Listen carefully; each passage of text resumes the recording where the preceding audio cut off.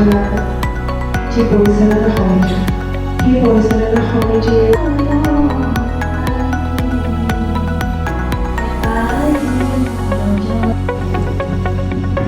জিলা সাংস্কৃতিক পৰিক্ৰমা বিভাগৰ মুৰব্বী সমাজকৰ্মী পুষ্পশ্ৰী মহন্ত আকলিয়া প্ৰমুখ্যকৈ মঞ্চত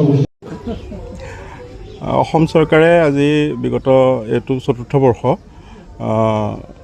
এই বিগত 3 বছৰে এটা অতি ভাল কাম কৰি আহিছে।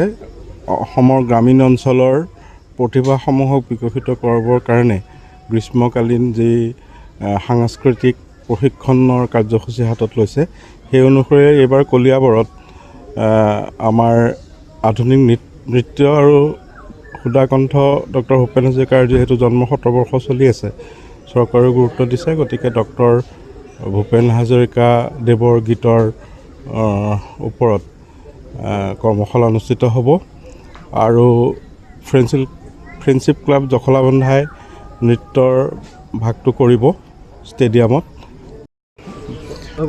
আজি আপোনালোকে সকলোৱে গম পাইছে যে আমাৰ গ্ৰীষ্মকালীন যোনটো কৰ্মশালা ছামাৰ কেম্প, যোনটো আমাৰ সাংস্কৃতিক বিভাগৰ ফালৰ পৰা, কালচাৰেল ডিপাৰ্টমেণ্টৰ ফালৰ পৰা আয়োজিত হৈছে 15 দিনীয়া যোনটো প্ৰশিক্ষণ হ'ব। তাত আজি ইতিমধ্যে আমি উপস্থিত হৈছোঁহি নলতলিত। আমাৰ যোনটো আয়োজক পূৰ্বেৰাম, তেখেতসকলে এইটো আয়োজিত কৰিছে। তেখেতসকলৰ লগত আমি সহযোগ কৰি গভৰ্ণমেণ্টৰ ফালৰ পৰা আমি সহযোগ গোটেইখিনি আগবঢ়াই লৈ যোৱা হৈছে।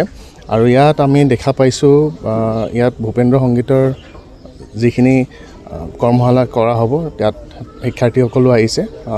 তেখেতসকলে খুব সুন্দৰকৈ এক্টিভ পাৰ্টিচিপেশ্যনৰ কাৰণে আহিছে আৰু উৎসাহেৰে আহিছে, উৎসাহ মনেৰে আহিছে। লগতে আমাৰ ইয়াত প্ৰশিক্ষক 4জন থাকিব, প্ৰণালী শৰ্মা, পলাশমণি বৰুৱা,